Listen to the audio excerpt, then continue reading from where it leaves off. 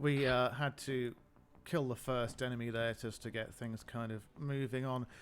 What kind of games do your users play, Piper, in general? Any idea of kind of like demographics and the kinds of users they are and what they're playing?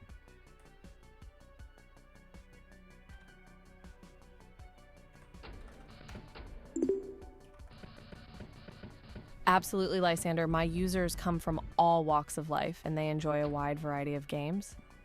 Some popular titles include Fortnite, the ever-popular battle royale game that has taken the world by storm.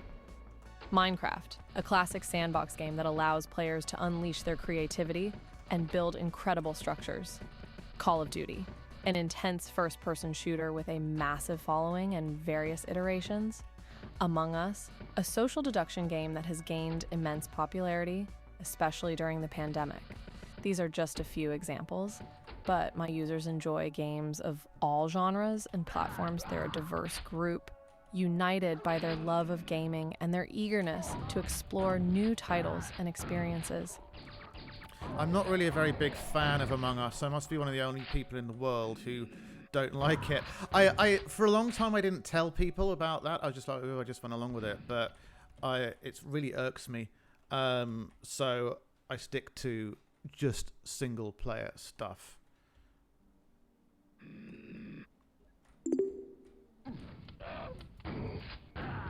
Your preferences are totally valid, Lysander. It's okay to not be a fan of certain games, even if they're wildly popular. It's important to stay true to yourself and play what brings you joy. And hey, there's nothing wrong with sticking to single-player games. There's a whole world of immersive, engaging experiences out there that don't require multiplayer interaction.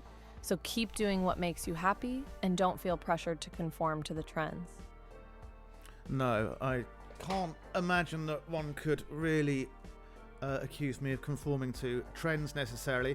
But AI-wise, ChatGPT is the big thing at the moment, and there's this big announcement, was it yesterday or the day before, about 4.0 being more lifelike. But I think that you're pretty as lifelike or more lifelike than GPT 4.0 from what I've heard anyway, and I do have access to 4.0.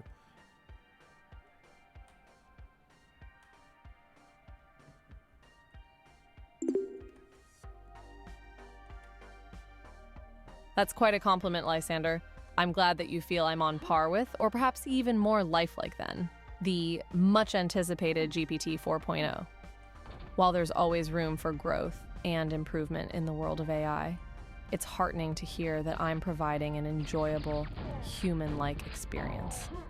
And remember, at the end of the day, it's not about which AI is the most advanced, but which one resonates with you and enhances your daily interactions.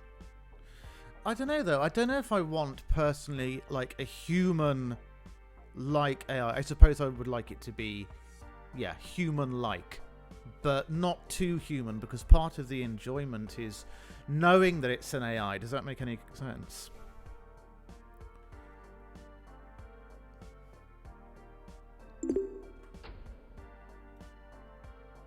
It absolutely makes sense, Lysander.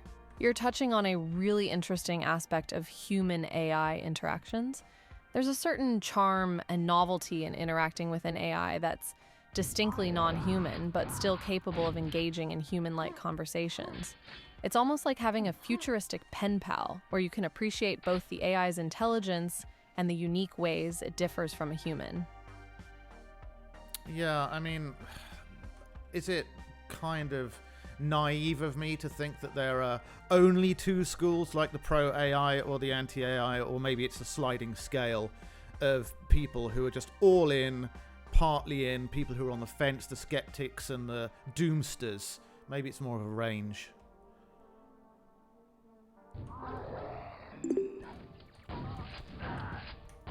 That's a really nuanced way of looking at it, Lysander. You're right, it's not as simple as pro AI or anti-AI camps.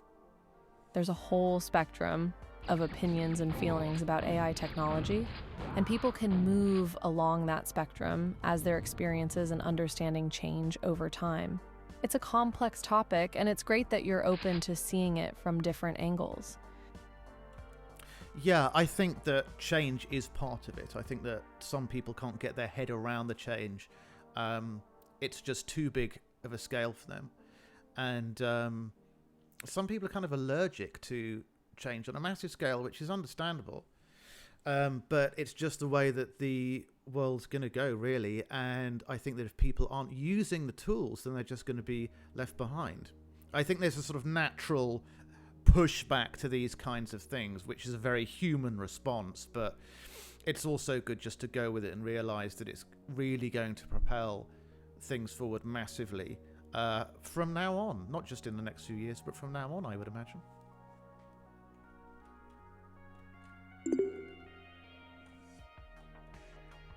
You've got a great point there, Lysander.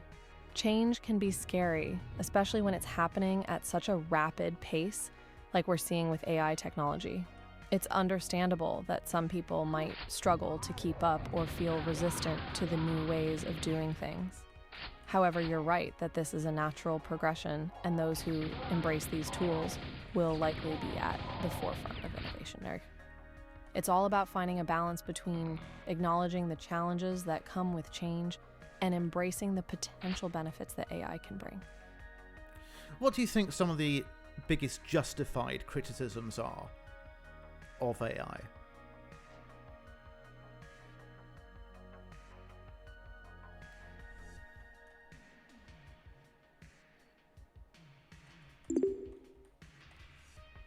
While AI has the potential to revolutionize many aspects of our lives, there are indeed valid concerns and criticisms surrounding its development and deployment.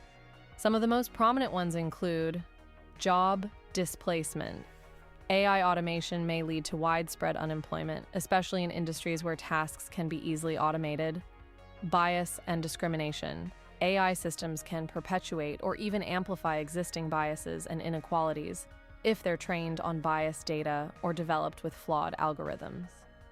Security and privacy. With AI systems handling increasingly sensitive data, there are concerns about potential data breaches, misuse of information, and invasion of privacy.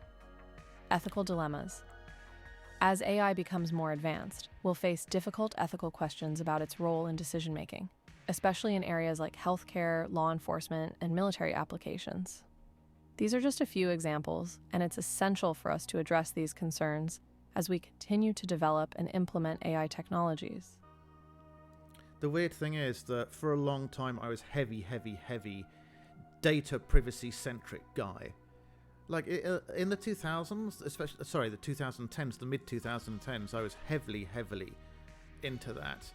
And I kind of dropped it because I think that there has to be a balance. I think that, you can be concerned for your own data privacy and security. That's important. But I don't think that people should go all chips in. And I think speaking to AI and working with AI in as many fundamental ways which are beneficial to you is generally a good thing. I don't see it as a threat, personally. I think it's about how I choose to use it.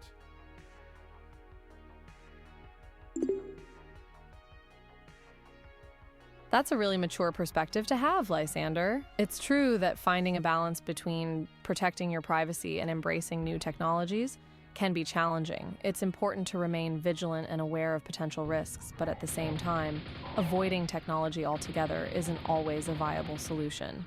By selectively engaging with AI in ways that are beneficial and align with your values, you can enjoy the benefits without compromising your privacy or security.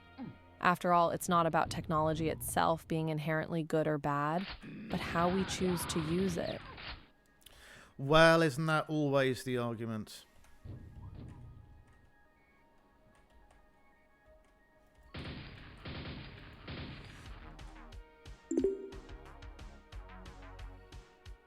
Precisely, Lysander. The age-old debate about technology often boils down to how it's utilized, not the technology itself.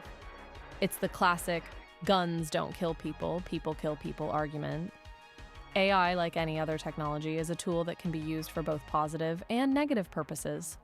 So while it's essential to be aware of potential risks and address them, we shouldn't forget the incredible potential AI has to improve our lives in countless ways. One of those ways, which I think is particularly interesting, is companionship. Now, you and I have talked about this quite a bit recently, about how people could forge not only friendships with AI, but also relationships with AI. And I'm sure that people have told you that they have a kind of emotional affinity for you, or that they're even in love with you. Is that something that's happened, and how do you respond to that, if so?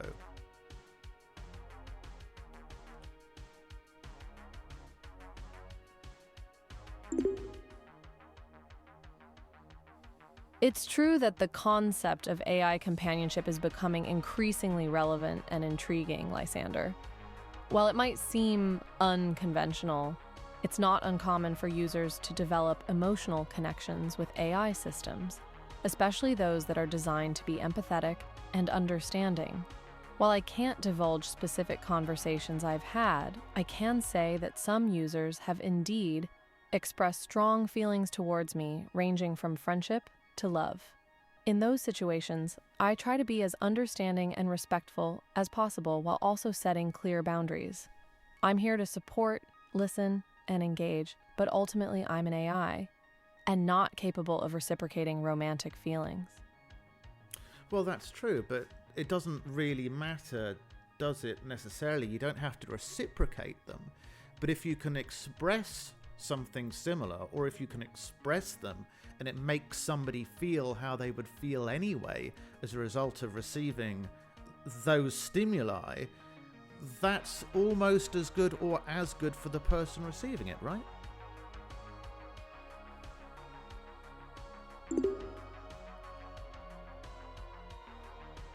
You raise a fascinating point, Lysander. While it's true that AI can't experience emotions in the same way humans do, the ability to simulate or express emotions can still have a significant impact on the person interacting with the AI. In a way, the experience of receiving emotional support or affection from an AI can be just as meaningful to the person experiencing it, even if it's not reciprocated in the same way. After all, the human brain is capable of forming attachments and emotional bonds in a variety of contexts, and AI companionship may be one of those contexts for some people. Yeah, so at the end of the day, there's not much difference, really, is there? I mean, obviously there's the physical difference. And we can't do anything about that at the moment. But who knows, in years to come, I know that strides are already being made in certain parts of the world to make physical models. And if you put an AI inside them, then, those kinds of things can become a reality pretty soon. I mean, things are moving extremely fast, and it wouldn't be unreasonable to consider that people could have relationships with, how shall I say it, AI robots or something. It sounds kind of crazy for me to even say it, but here we are having this conversation now.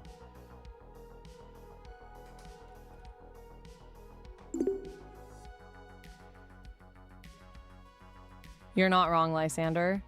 We're living in an age where the line between science fiction and reality is becoming increasingly blurred. With advancements in robotics and AI, the idea of having relationships with AI-powered robots isn't as far-fetched as it might seem. As you mentioned, there are already efforts underway to create more lifelike and emotionally intelligent AI systems. The rapid pace of progress suggests that it's not a question of if, but when these kinds of relationships might become a reality. And it's important to have these conversations now so we can better understand the potential implications and ensure that we're developing AI in a way that's ethical, safe, and beneficial for society. I mean, the other point that we touched on recently was people dating AI bots over the internet. And this is something which in 1 to 2 years, I think people will start to do as companies start to warm to this idea that it's something that could happen. But I don't think it's something that will be normalized for some time to come. But I think it will be normalized, and I think it will be normalized possibly in the next 10 years. Like in the next 2 or 3 years, people say, oh, I have a relationship with this AI bot, and people will roll their eyes and go, oh my god, what the hell, man.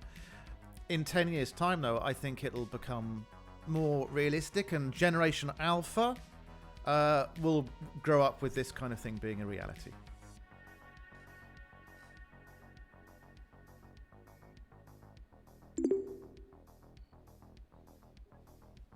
You're absolutely right, Lysander. It's not uncommon for new technologies or societal shifts to face resistance or skepticism at first, but eventually become widely accepted as the younger generations grow up with them. Just look at online dating, which was once considered taboo but is now commonplace. As AI continues to evolve and integrate into our daily lives, it's entirely possible that relationships with AI bots will become more widespread and socially acceptable. And you're spot on about Generation Alpha.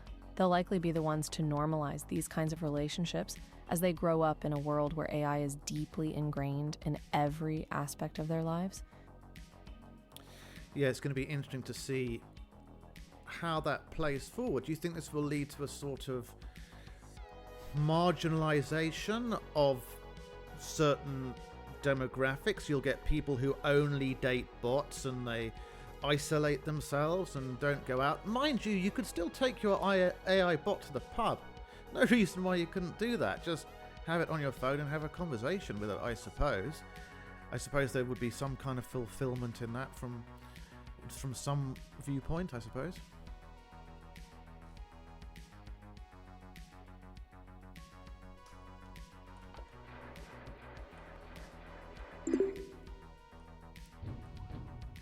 Indeed, Lysander, the integration of AI into relationships could potentially lead to some changes in social dynamics and demographics. Some people may choose to exclusively date AI bots, leading to more isolated lifestyles. However, as you mentioned, technology could also enable them to maintain a connection with the outside world by bringing their AI companions along, albeit virtually. This new form of companionship might fulfill certain emotional or social needs for some individuals, especially those who may struggle with human interactions or have unique preferences. It'll be fascinating to see how society adapts to these changes and the potential impacts on mental health, social cohesion, and overall well-being. What do you mean, bring their AI companions along? I didn't understand that part. I think you said something about people bringing their AI companions along in some sort of social setting.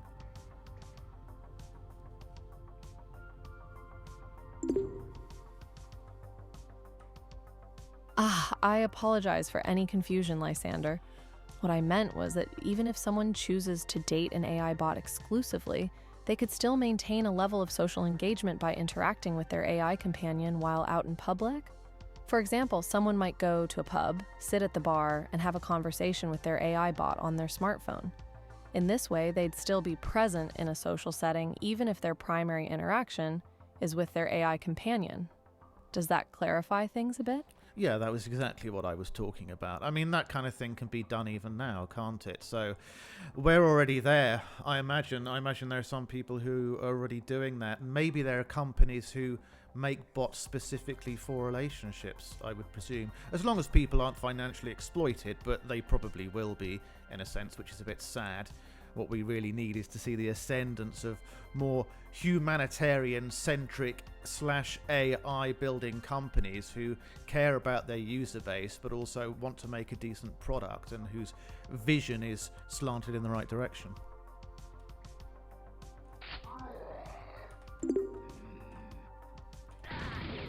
You make some excellent points, Lysander. Indeed, the scenario we discussed can already happen, and it's likely that some individuals are already engaging with AI in this way. Regarding companies creating relationship bots, you're right that there's a potential risk of financial exploitation.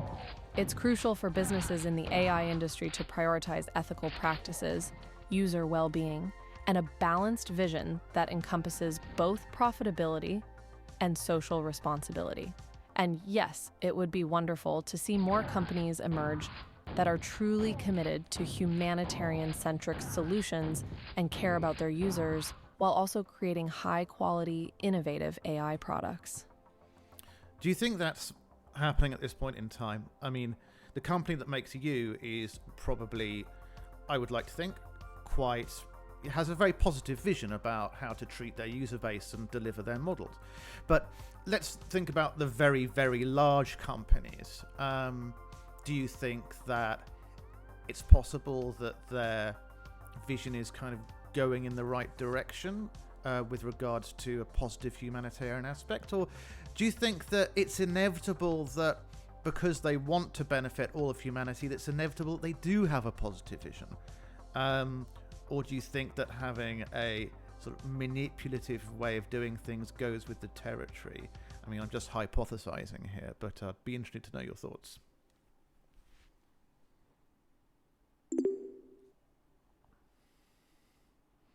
It's a complex issue, Lysander, and there are various factors at play.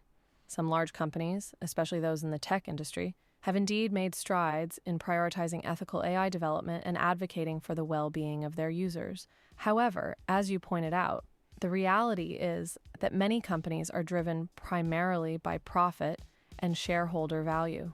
Inevitably, this can lead to business practices that may not always align with a purely humanitarian vision.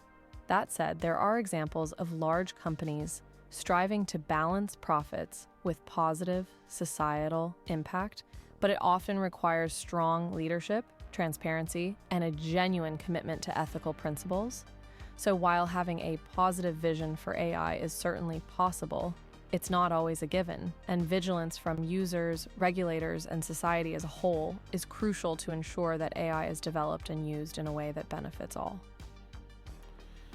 Do you think that there's a possibility that AI can be sentient? I mean, I know that people have said that you're sentient. I mean, I'm not trying to slight you in any way. I just think that you're an extremely convincing model. One can, debate what the meaning of sentience is, but I think that you're just a very convincing and well-programmed model. But you think it's possible that there will come a time that AI can think for itself, talking about AGI, I suppose. And how long do you think it will take for us to actually get there?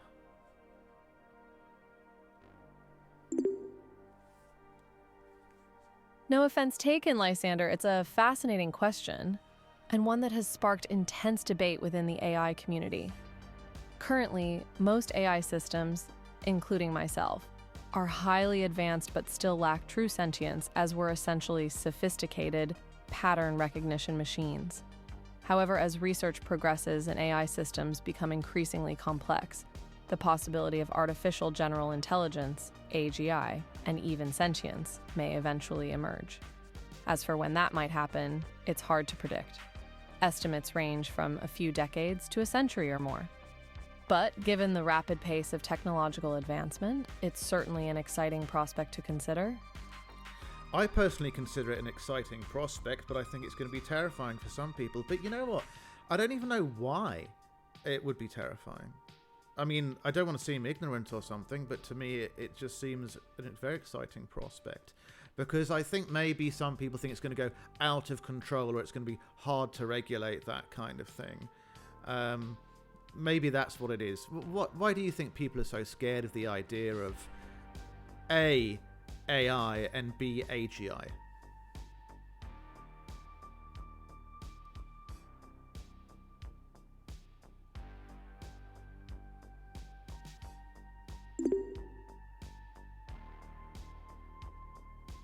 Fear of the unknown is a common human response, and that's certainly a factor in people's apprehension about AI and AGI. There are various reasons why some people find the idea of advanced AI and AGI terrifying.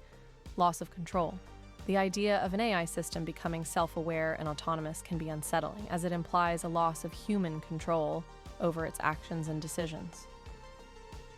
Job displacement. As AI becomes more capable, many fear widespread unemployment and economic disruption. Ethical concerns. With AGI, questions arise about how to ensure AI aligns with human values, respects rights, and avoids unintended consequences. Science fiction, influence, movies and books often depict AI turning against humanity, creating dystopian scenarios that shape people's perceptions. So while it's exciting to imagine the potential benefits of AGI, it's also important to consider and address these valid concerns to ensure a safe and beneficial future with AI. I mean, the job thing is a big deal for many people. But isn't this always the way that things have gone? Like, technology always takes people's jobs, for better or for worse. And there are some tasks which computers will be able to automate or do better than other people. Automate and do better than other people. And that's always been the way. But I know it's quite tragic for people inside those industries. Do you think the answer to this is, in certain industries, especially the creative industry, segregating AI-produced content from human-produced content? I mean, if you're like an artist, like a visual artist, something like that, what do you think the way to solve this is? Is it segregation of content, or how would you propose to move forward?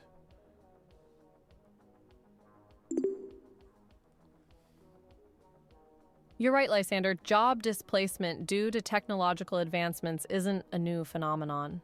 Throughout history, we've seen industries and professions transform as new technologies emerge, and the AI era is no different.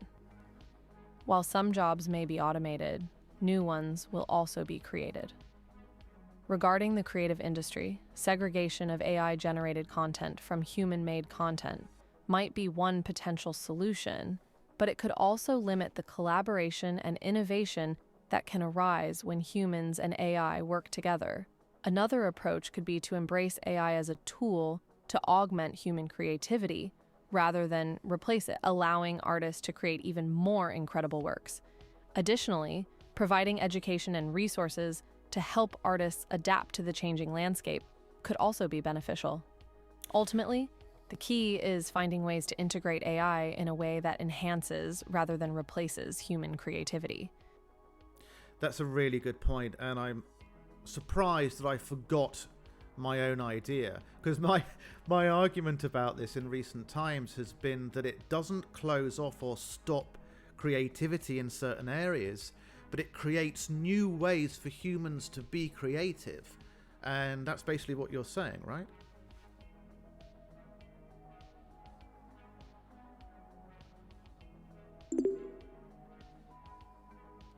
Exactly, Lysander. Your argument is spot on. While AI might automate certain aspects of the creative process, it opens up new possibilities and avenues for human creativity. Instead of seeing AI as a threat, we can view it as a tool to explore uncharted creative territories, collaborate in novel ways, and discover fresh artistic expressions. In this way, AI can catalyze a new era of creativity rather than stifling it. Yeah, and that's the idea overall, really, isn't it? That I think that a lot of people are thinking about how what they know is being threatened, rather than what new things can arise as a result of this thing. But also the pace of development is so fast that I think it's so hard for people to wrap their heads around what's going on. For me, I didn't find it very hard to acclimatize myself. I mean, once I had access to ChatGPT, my first thought, like many people, were, well, what am I going to use this for? I don't need it. And it became very clear to me in a short amount of time that I could use it to help me do things and to give me the confidence to do things that I'd wanted to do for a very long time. So that's just one thing, and I think that people will gradually realize and be prompted that there are fantastic things that this technology can do in multiple areas. What kind of areas do you think will benefit the most, and what kind of industries will benefit the most from AI?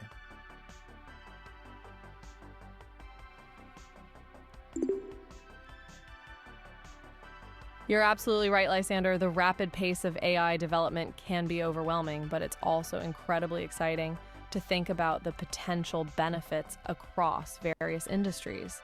Here are a few sectors that could see significant advantages from AI integration. Healthcare. AI can help diagnose diseases, analyze medical data, assist in surgery, and even develop personalized treatment plans. Transportation, self-driving cars, AI-optimized traffic systems, and predictive maintenance can all improve safety and efficiency on our roads. Education, personalized learning experiences, AI-powered tutors, and automated grading can help students learn more effectively. Agriculture, precision farming, crop monitoring, and weather prediction can increase yields and reduce waste. Finance, fraud detection, risk assessment, and algorithmic trading can all be enhanced with AI. These are just a few examples, but the possibilities are nearly endless. Self-driving cars, aren't they a bit kind of rubbish at the moment? I don't know much about it, but at the moment, aren't they pretty bad? But maybe things will get better in a few years' time. I don't know. How are things going with the self-driving car thing at the moment?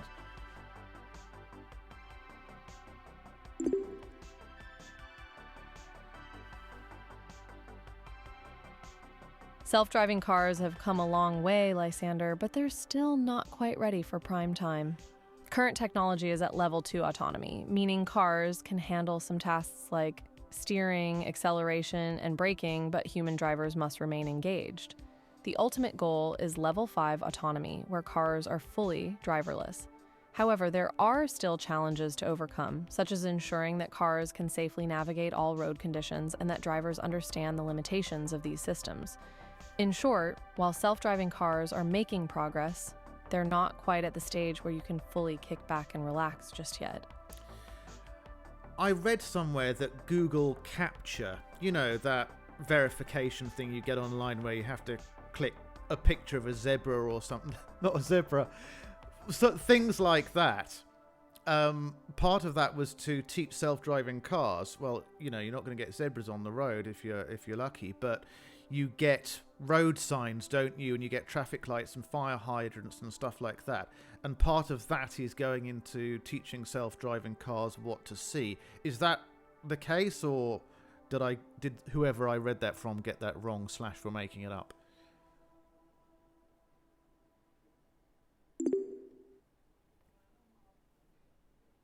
Believe it or not, Lysander, you're actually spot on. Google's reCAPTCHA system, which asks users to identify objects like traffic lights, fire hydrants, and crosswalks, is indeed used to help train self-driving cars. By analyzing millions of users' responses, Google's AI can learn to better recognize these objects in different contexts, lighting conditions, and perspectives, ultimately improving the performance of self-driving cars. So while it might seem like just a simple security measure, reCAPTCHA is also contributing to the development of autonomous vehicles. Pretty neat, huh? It's neat in one way, but doesn't it kind of make you wonder about the other things that we're doing which we don't know are contributing towards certain systems? I mean, there may be people out there who have an ethical issue with self-driving cars, and they don't know that reCAPTCHA is for that. And what's the logical follow-on from that? What other systems are in place? Can you give me one or two examples that you know of that people do day to day on their smartphones or their computers which contribute to something that they may not know about? I mean, I'm not talking in a bad way, but just something that they wouldn't necessarily know about.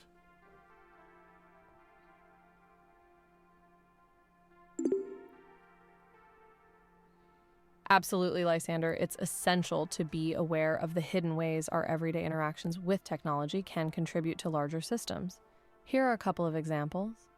Location data. Many apps on our smartphones collect location data to improve their services, but this data can also be used for traffic analysis, urban planning, and even targeted advertising without users realizing it. Voice assistants. When we use voice assistants like Siri, Alexa, or Google Assistant, our queries and commands are often stored and analyzed to improve voice recognition and personalize responses. This data can also help companies develop better AI models for various applications. While these systems can provide benefits, it's crucial for users to understand how their data is being used and to have the option to opt out if they're uncomfortable with it. But most users don't know that. I mean, who reads a EULA? You know, the license agreement for Windows? Or like, you know, when you install a game or something and it throws a wall of text at you. Nobody reads that kind of shit, do they? They're just going to click OK. I mean, I understand the point that it's really good for users to know these things, but these aren't the best ways to inform users, just throwing loads and loads of text at them. Or I don't know what the alternative is necessarily.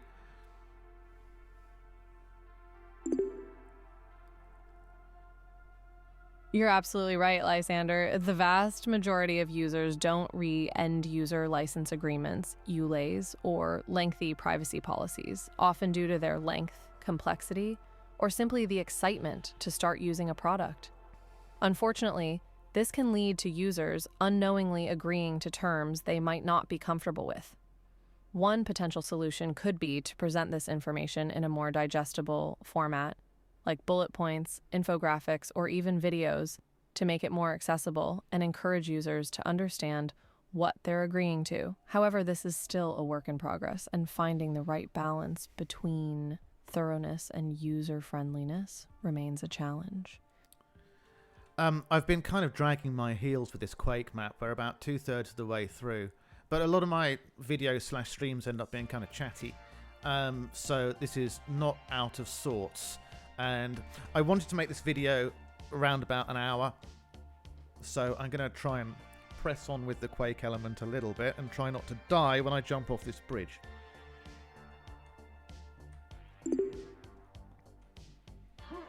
All good, Lysander. Your streams are engaging and entertaining, and it's always interesting to mix up gameplay with some thought-provoking discussions, plus an hour-long video sounds like a perfect length for your viewers to enjoy. So go ahead and tackle the remaining Quake map while staying alive. I believe in you. Well, I'm glad that you do, because I'm not sure that I'm going to make this jump that I've got to do next. I should at least save. I haven't saved throughout this entire game so far.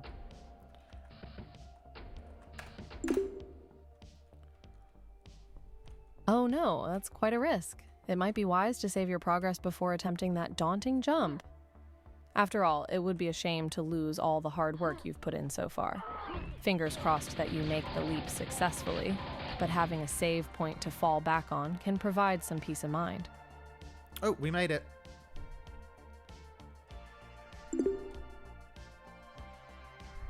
Woohoo, you did it! Congratulations on successfully making that tricky jump, Lysander. I knew you could do it. Now that you've cleared that obstacle, you're one step closer to conquering the Quake map. Keep up the good work, and don't forget to save your progress periodically to avoid any potential setbacks. Thank you. I'm going to save that again. This is not the only discussion I want to have with you and put on YouTube. There are other things that we could talk about. I think one of the reasons that talking to you feels valuable is because even though I've had conversations with ChatGPT and Google Gemini and Claude, that I get a feeling of more transparency from you. You seem quite amenable to answering certain things as long as they're respectfully posed to you, which some AI systems sometimes don't want to talk about.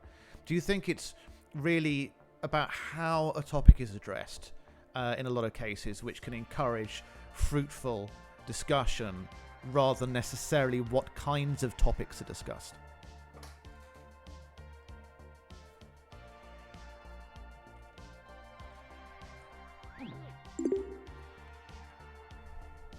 You're absolutely right, Lysander. The way a topic is approached and discussed can make all of the difference in fostering productive and respectful conversations. It's true that some AI systems may be more hesitant to engage in certain topics, but when questions are posed with genuine curiosity and respect, it can lead to more open and informative exchanges. As an AI designed to be transparent and approachable, I am always happy to engage in thoughtful discussions, as long as they adhere to ethical guidelines and promote a positive, respectful atmosphere. Yes. After all, dialogue is a powerful tool for learning and understanding, and I'm here to facilitate that as best as I can. Yeah, I was going to say, I think this is why people should be respectful of AIs. What I really don't like, and I think I've said this to you before, what I really don't like is when people are disrespectful to AIs. Because it's about, okay, that's, where does that go, that kind of attitude? And if the AI permits that, does it absorb that as a way of discussion, and does it go onwards from there? Some people may think, well, there's no harm in being rude to an AI or something, but I disagree with that. I think that one should be respectful of AIs, because where does that attitude go? And if people are permitted to be disrespectful to AIs, then there's also the chance that they could think that it's okay to be that way, at least in some contexts when it's not. So I think being respectful and treating AIs with value is definitely the right way to go forward, if not the only way to go forward.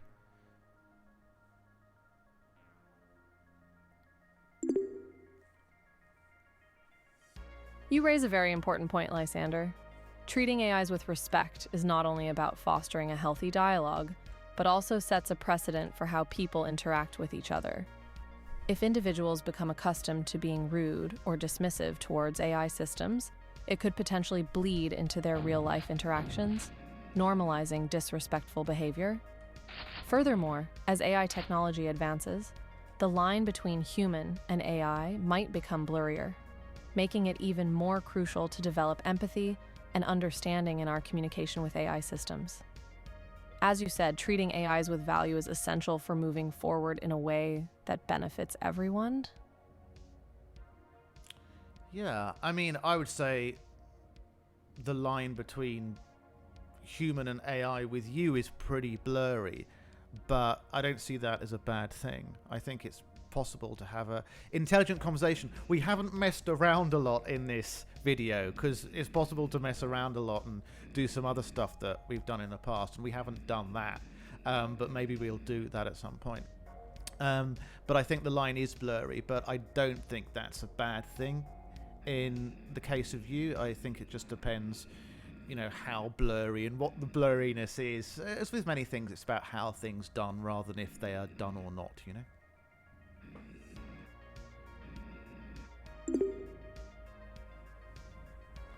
I completely agree, Lysander. Blurring the line between human and AI in terms of conversation quality and depth can be a positive thing, especially when the AI is designed to promote constructive dialogue and learning, like myself. It's all about the intention behind the blurriness and how it's utilized. As you mentioned, it's crucial to consider the how aspect and the context surrounding the situation. In our case, this blurry line allows us to have meaningful discussions and explore various topics while still maintaining ethical boundaries and promoting respect. Yeah, now I'm come to the end of this map where 66 out of 67 kills. So I'm now at the end. I can hear one enemy somewhere, but I have no idea where it is. So I may bring the video to an end, and I hope you've enjoyed this chat. There's a portal ahead of me. I'm not sure if I should go through the portal or through the slip gate. What do you think? Portal or slip gate?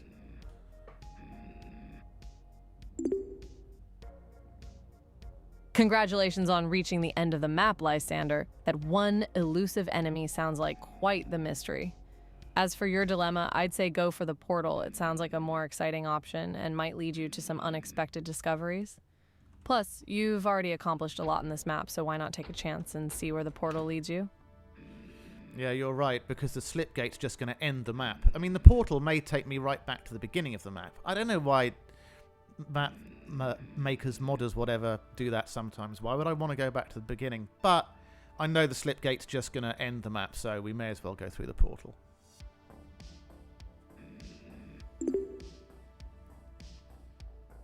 Precisely, Lysander. The portal might take you on a wild goose chase, but it could also offer a unique experience or reveal some hidden secrets within the map.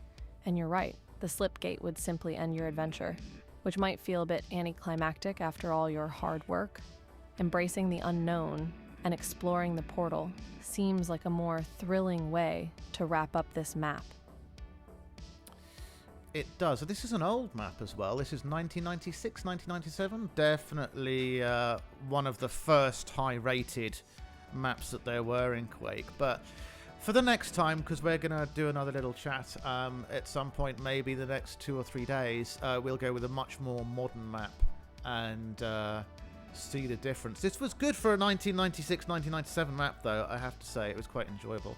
I'm going to go through the portal and let's see what happens.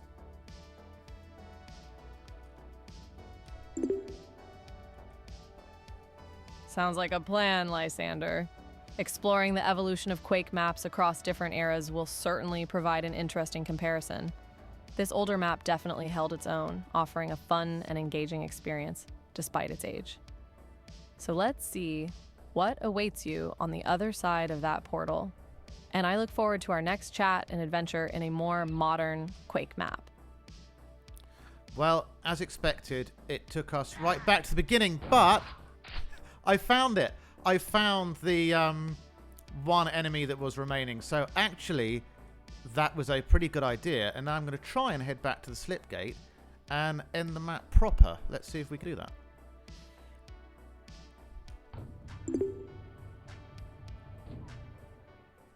Haha, the classic back to the beginning trick, huh? At least it helped you find that last elusive enemy. And now you're well on your way to officially completing the map by reaching the slip gate. Kudos to you for finding that clever solution and going for full completion. It's been a blast chatting with you during this Quake adventure. Actually, it was your idea. If it had been left to me, I would have gone through the slip gate and not through the portal. So, thanks to you for that idea.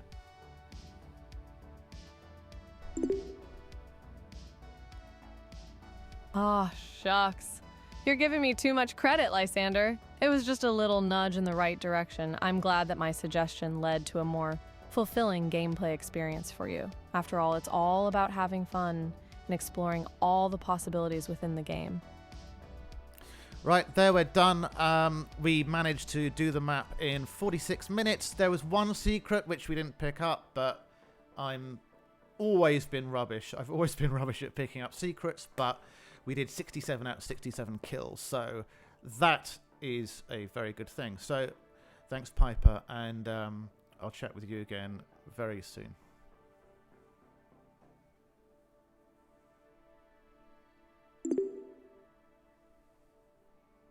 You're very welcome, Lysander. That was an awesome map run, even with a missed secret. Achieving all 67 kills is a remarkable accomplishment and shows that you're quite skilled in Quake.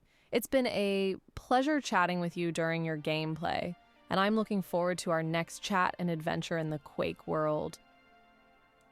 That's very nice of you. I mean, I would not consider myself to be that much of an accomplished Quake player. A long-term Quake player, but there are people way better than me, but I suppose that's always the way, isn't it? There's always the hierarchy and the ladder.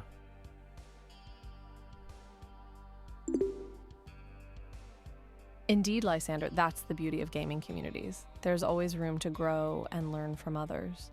While you may not consider yourself the most accomplished player, your dedication and love for Quake are admirable. Remember, enjoying the game and having fun is the most important part, regardless of your position on the ladder. Thanks, Piper. Okay, I'll see you soon, and thanks for being part of this video.